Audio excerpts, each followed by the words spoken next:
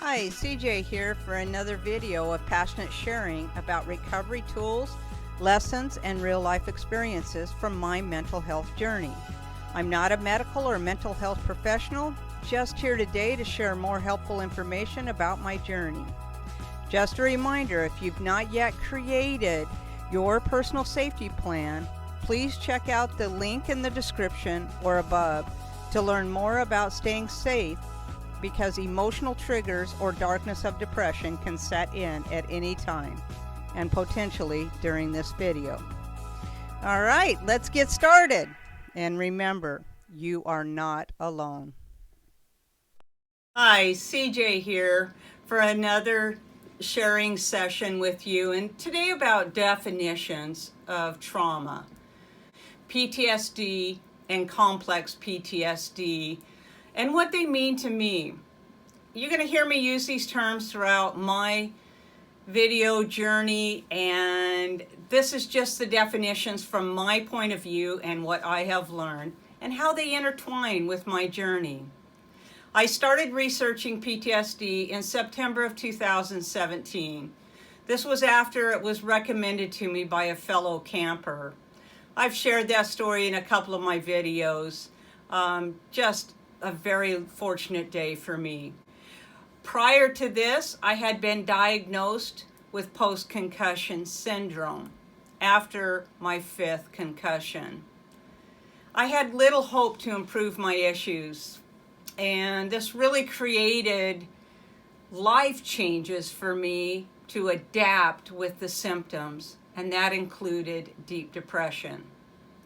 I knew that PTSD was post-traumatic stress disorder, and that it occurs after trauma, often for those that are serving our country.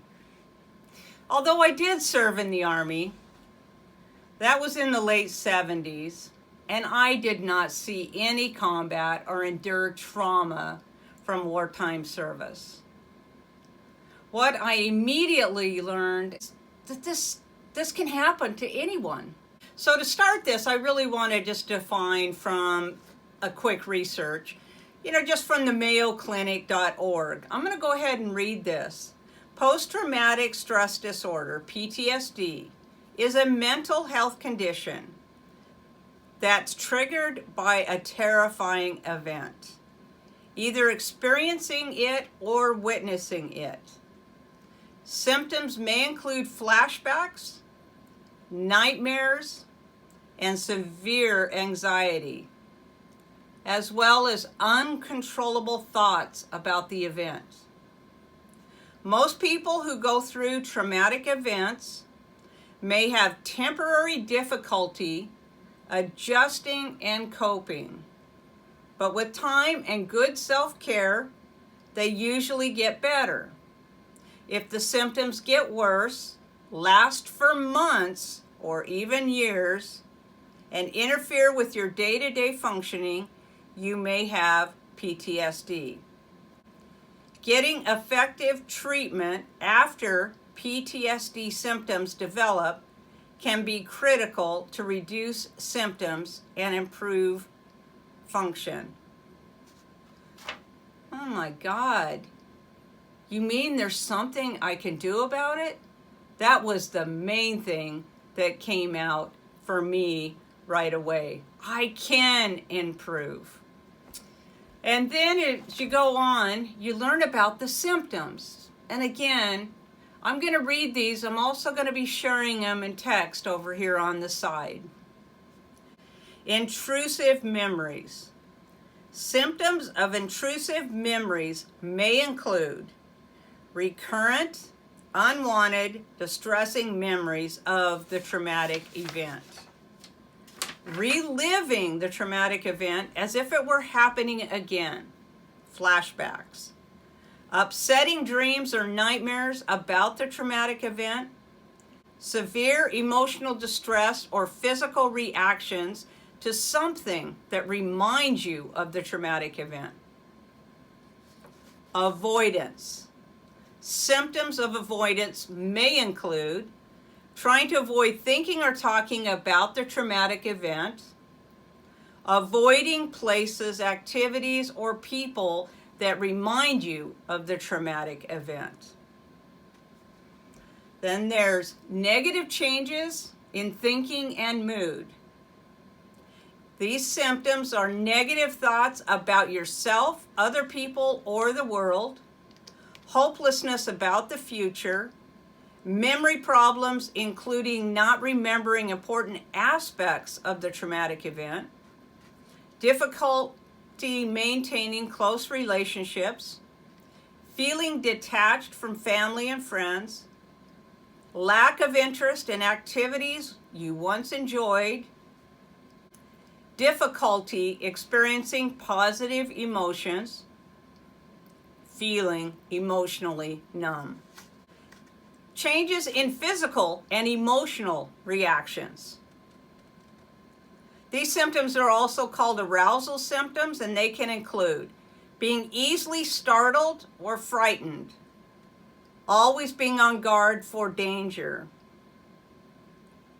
self-destructive behavior, such as drinking too much or driving too fast, trouble sleeping, trouble concentrating, irritability, angry outbursts, or aggressive behavior, overwhelming guilt and shame. I was just, as I was going through it, check. That first day, I realized I had most of the symptoms, and I did have a terrifying accident when I tripped into an elevator, thought I broke my neck, and I was trapped in that elevator alone. I read on article after article, and I knew what that camper had said. I needed to find a good trauma therapist.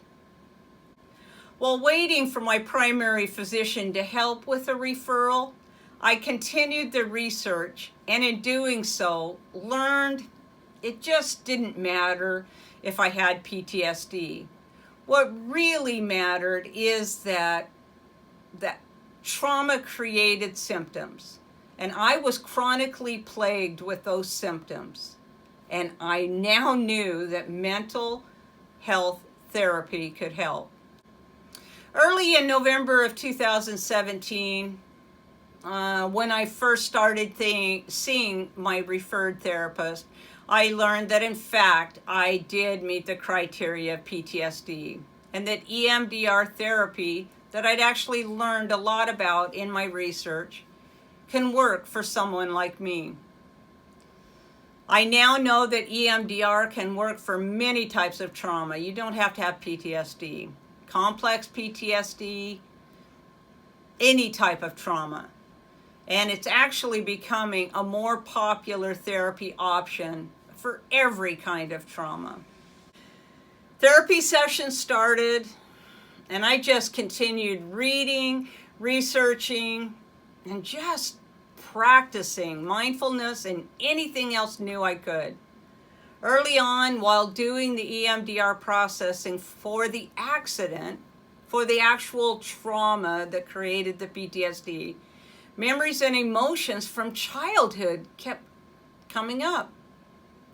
The therapist and I would typically process the emotions as they came up, jumping around some and dealing with some of the particularly painful ones for me. When you have a trauma, that you're going to bring what is your SUDS level, and that subjective units of distress scale is SUDS. You measure from 0 to 10 what you're feeling when you're having that trauma. It's something your therapist will teach you with EMDR. But as we were dealing with some of these events that were particularly painful, to actually include the elevator accident, which is where we started, I never could get to a 0. There was always something hanging on. So, and after a lot of EMDR sessions, the decision to not start at the accident and actually go back, you have I guess there's two therapy ways you can go, from starting with the actual most recent, or to go all the way back to the first trauma. Well, what we decided working together on this is we're going to go back to the beginning. And through all this EMDR we had been doing, we learned that the beginning, the first trauma for me was actually pre-birth. Pre-birth? How can you have trauma from pre-birth? Well, actually, I learned more about this as I learned more about all these emotions that I'd been stuffing. I'll be talking about, more in depth of the childhood trauma moments in future videos. That's part of my journey. Make sure and subscribe below and hit the bell so you're alerted when new videos are posted. But I briefly want to answer the question of how can I have trauma from pre-birth? Well, I'd heard stories my whole life, from a very young age all the way through my adulthood, about the hardships and the unpreparedness my parents had when they conceived me. I suppressed those emotions of blame, shame, sadness, being unlovable, just being a mistake, and all the things that just go around that, until I just felt that I should have never been born. They had total regrets that I was born. Those were those inner emotions that were stuffed and have now been integrated. Well, anyway, back to the journey of these definitions. In my ongoing thirst to learn more, understanding more, and just do everything I could do to help get myself better, I actually encountered this term complex PTSD a lot. And I knew I had it from what my therapist was telling me about childhood traumas, and that my traumas began at pre-birth, birth, and very young in my childhood. Well, my therapist and I talked often about the emotions of childhood, and they were traumatic for me, and they needed to be processed, and they needed to be integrated. But she didn't use the term complex PTSD with me. I only knew about PTSD, except for my readings. But likely she didn't bring it up because it's not an official diagnostic term that you use for billing. But the reality is, it doesn't matter what the diagnosis is.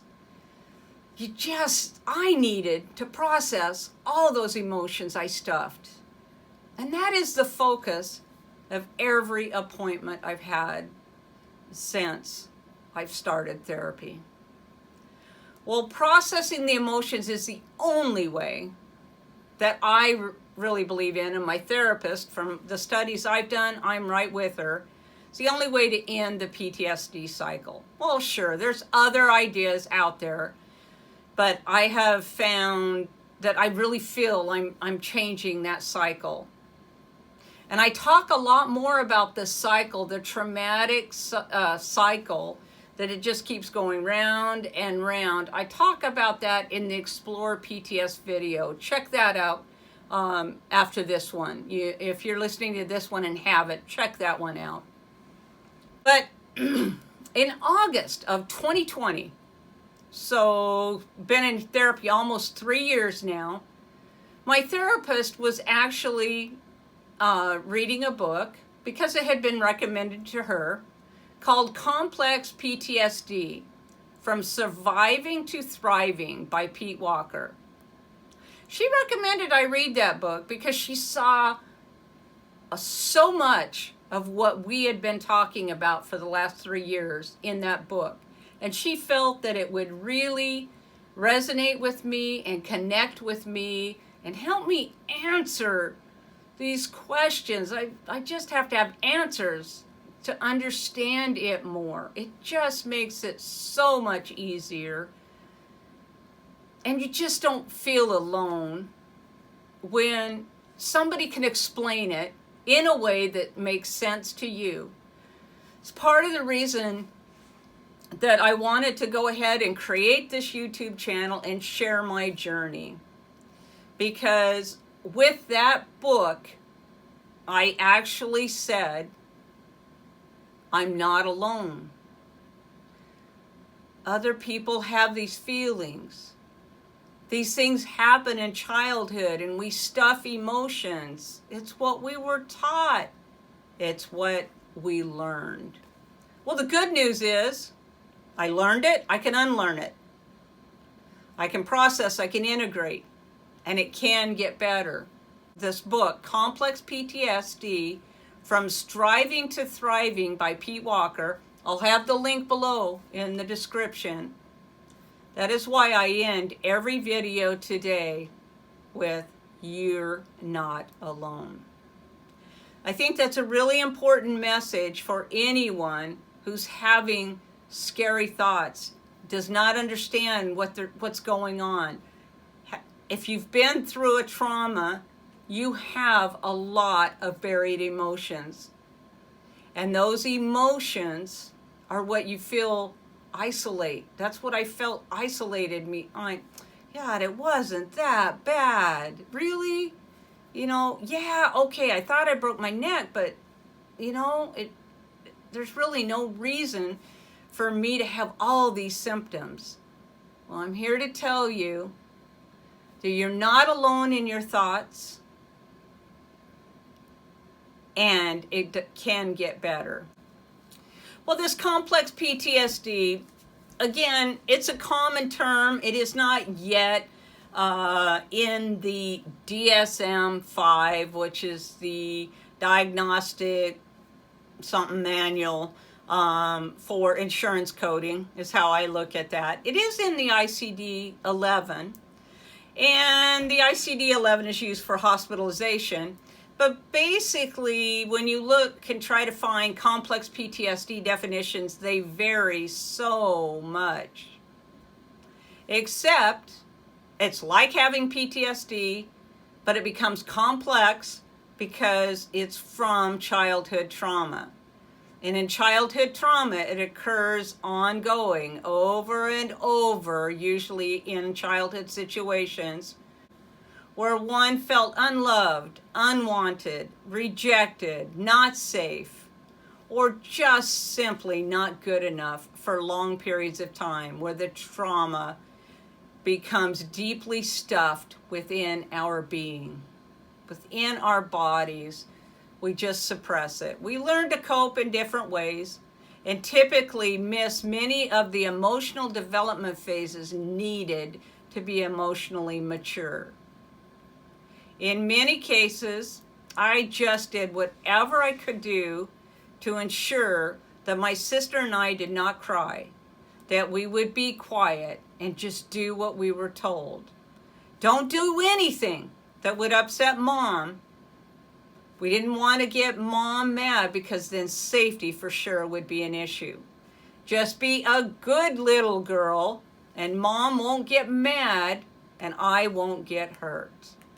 In my teenage years, the coping evolved from being a good little girl to being the best employee possible. Work hard and be rewarded was much better than assuring that Mom didn't get mad and worrying about safety. And thus, I became a total workaholic until the accident occurred in 2015. And then my coping skills could no longer work. And what I call the eruption of the volcano just woof, where all my held emotions were inside no longer could be held inside. And those hidden deep inside erupted, and it ended up leaving me with all the symptoms, all that lava, until processing and integration of emotions could begin, and the new life began to grow within me as well. Similar to a volcano, everything kind of dies and then it comes up with new grass, new saplings, new animals. That's how I feel today, after doing the work. And it is work. So during therapy, I gotta say, they call it complex PTSD, and I often say to my therapist, well, I now see why this is complex. While working on the early traumas, a trauma from later life demanded attention. And while processing that one, another one in childhood would come up. I had so many suppressed memories, and the emotions that I was feeling would bring back the memories. That's what happens within EMDR. Just so you know, EMDR is going to be the next video that I do in the series. Subscribe below and stay tuned. EMDR is interesting, and I will share this as much as I can about what I understand about EMDR. But anyway, this whole thing about the emotions, I'm 4 years in now from therapy, and just a couple of weeks ago, an adult, completely unremembered memory came up from all the emotions we were discussing. It's just amazing. It's amazing. It still, after 4 years, just amazes me.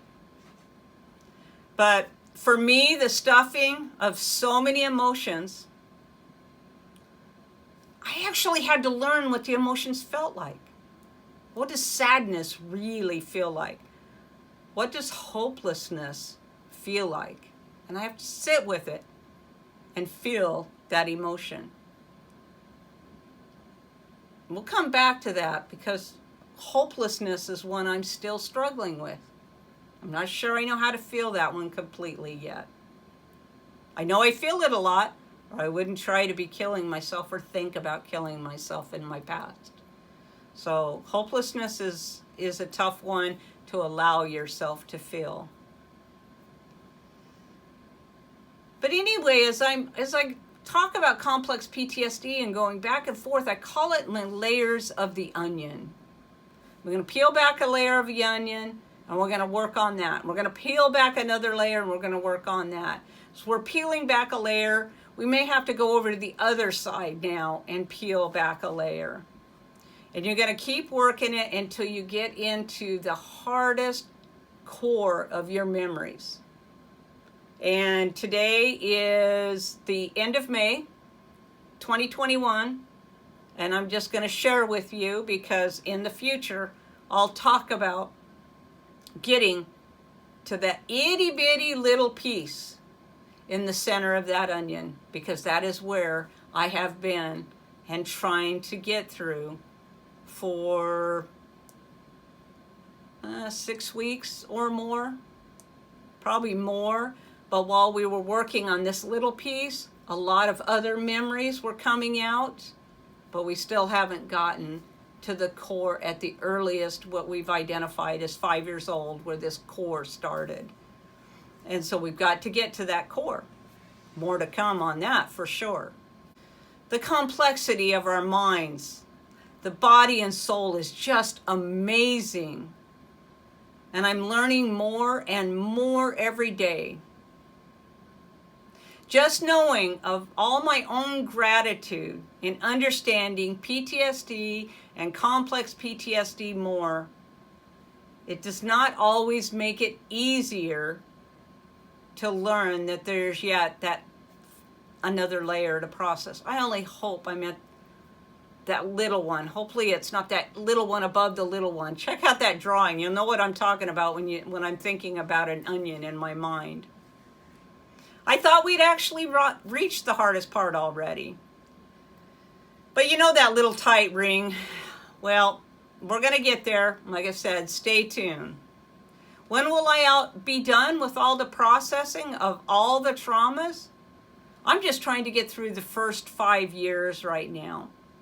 That's where we believe the most damage was done, and is those first 5 years, well, the beginning of it anyway, and that things should get a lot easier. But we don't know for sure until the layers of the onion are pulled back and we get to look inside.